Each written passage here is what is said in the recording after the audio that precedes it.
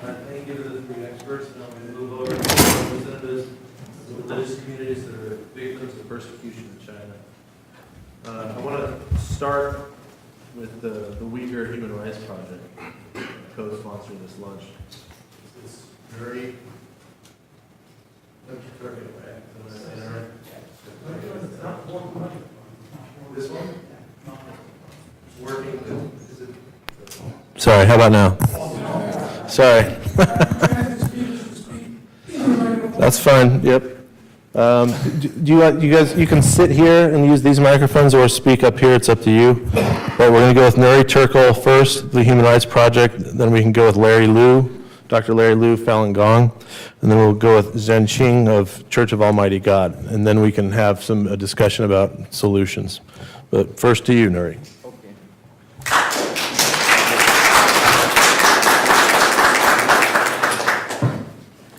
Good afternoon. Thank you so much for allowing me to be part of today's important discussion. I'm not a religious figure. I don't have a religious story related to my religion here as an individual because I've been lucky enough to be in this wonderful country in the last 23 years. When I left the country, it was not as this bad. So I'm sharing with you the Uyghur story as a representative of the co-sponsoring organization. As you have been reading on the newspapers lately, the situation for the Uyghur people in East Turkestan has been deteriorated so rapidly, particularly since last April 2017. And the people in the civilized world are gradually starting to understand the Uyghurs' dire situation, and particularly the newspaper articles being published in the United States likening the Uyghur situation to the internment camps, the Soviet-style gulags, and about 10% of the population reportedly being detained in the so-called re-education camps in the Uyghurs' homeland. Why do the Chinese so afraid of the Uyghur religion? Why are they so afraid of the Uyghurs' ethno-national identity? It's quite simple. I hope I'm not making it more rational, sound like a rational approach for the Chinese, on the Chinese government's perspective.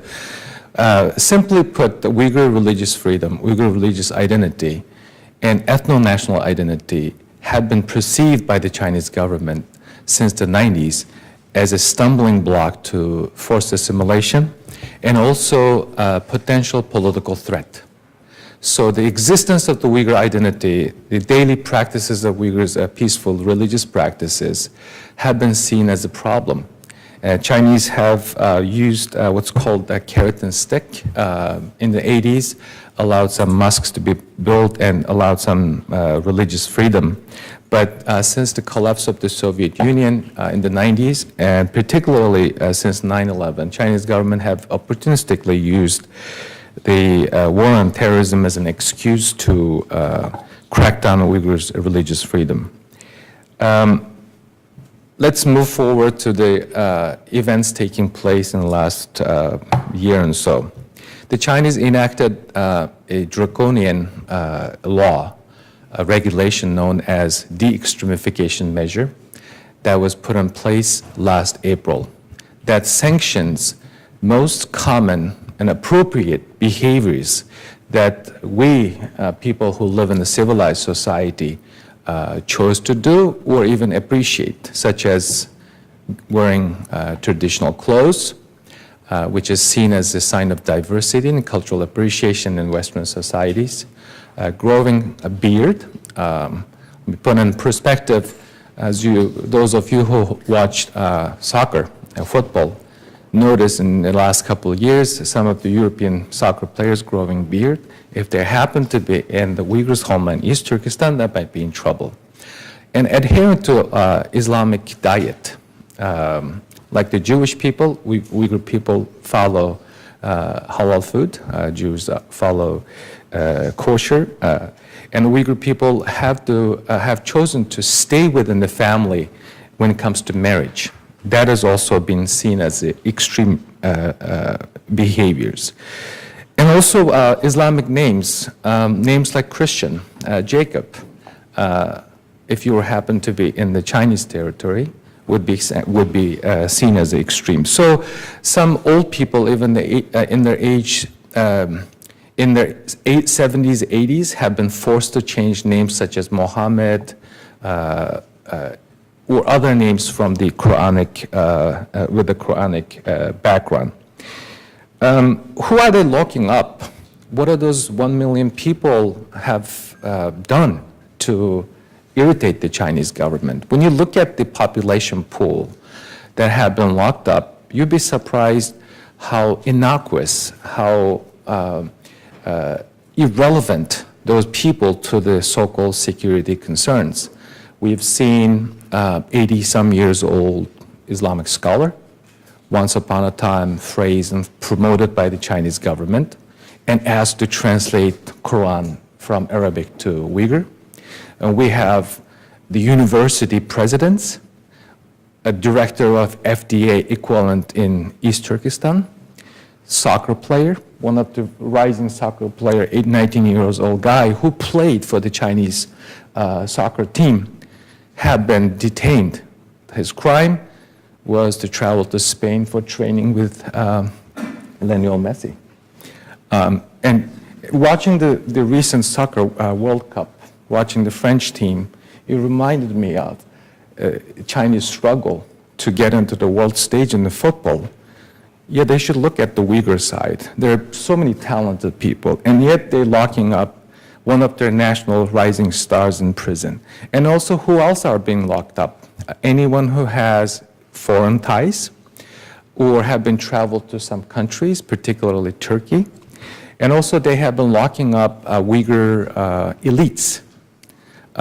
This is an old story. In the Mao's China, they attacked the elites. Similar things are happening. Intellectuals, writers, musicians, philanthropists, anyone who has a social influence have been locked up. So are we hearing anything from them? And how many of them have been released? The numbers are very sketchy. We only have a handful of people, happen to be actually non-Uyghur. Two of them happen to be Kazakh individuals, one from the United States, the other one from Kazakhstan, telling chilling stories, including denouncing their religion, denouncing their ethnic identity, forced to believe in Chinese Xi Jinping thoughts, and phrasing the motherland and condemning so-called Uyghur separatists overseas. So they're waging this psychological warfare. The people coming out, going crazy, if not confused. And also we've been hearing people leaving the camp as a dead person. So it has been very, very chilling. And you know, we live in a society we all know never again. And I'm surprised that people in the civilized world, our government here in the United States, have not been outspoken enough. And finally, I'd like to bring up, I'll be happy to discuss more specifics with you in the Q&A session, but recently, former Secretary of State Madeleine Albright said, when you see something, say something. And saying something is not enough, do something. So I challenge all of you to do something for the Uyghur people. Thank you very much.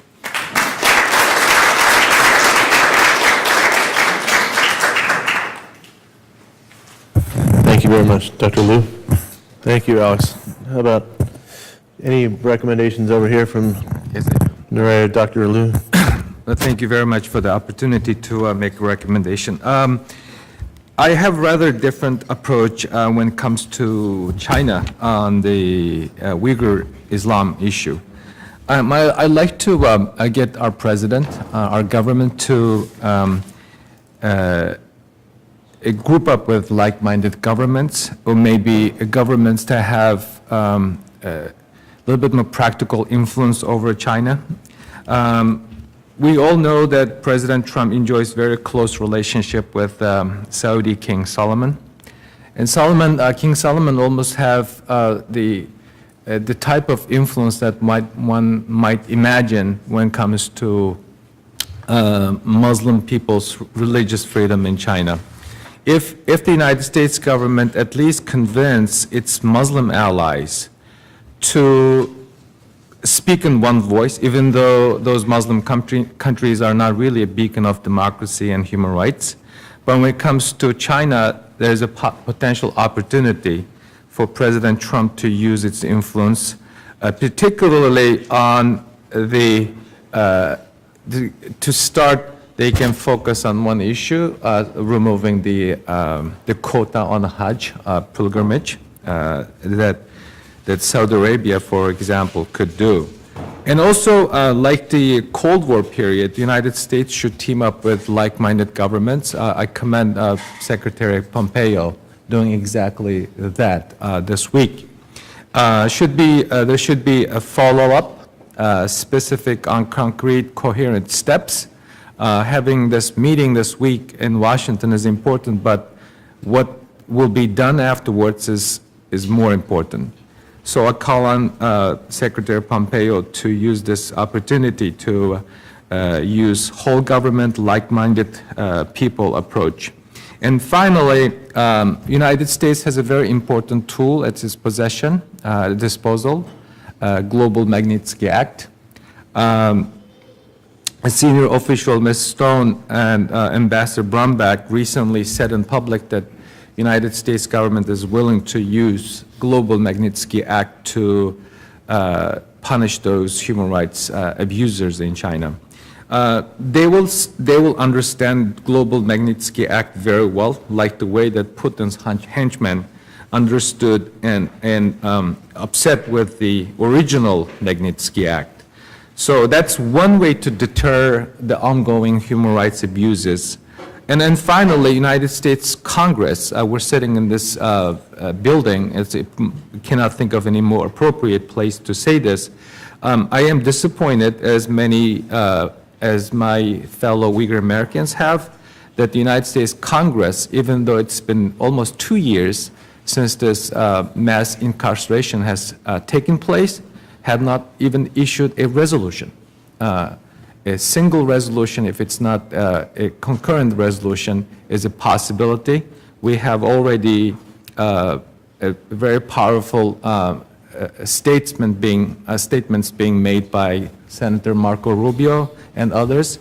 It is urgent, and it's time to do at least a resolution, if not a binding legislation to give mandate to the administration to do more specific steps.